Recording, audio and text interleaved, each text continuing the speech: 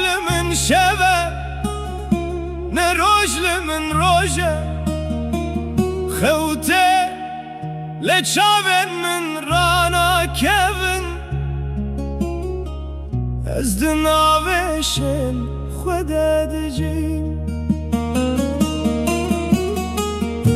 Di vê ciyanê de ez winda bûm, ne malmaye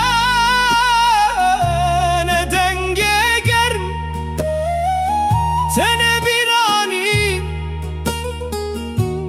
tenê hêsir ku di dilê min de di her kim.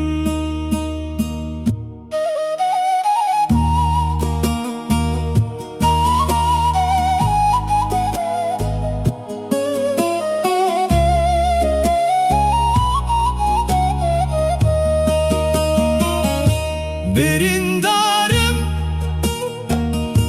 dil be kulüm, hil ben deme, hil ben deme.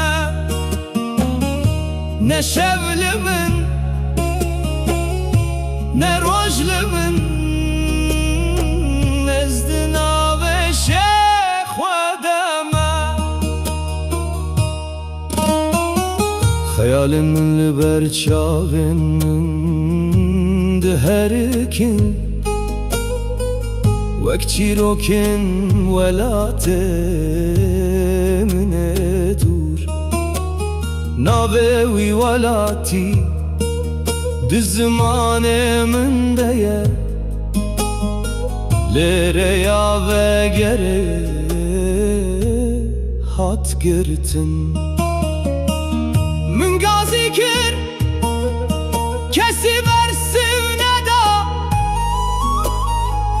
ez geriyam kesî min nedît. Di nav mirovan de tenê bûm, wek stîtranek ku xet nehate bihîstin. Gelo çawa derkevim ji vî halî,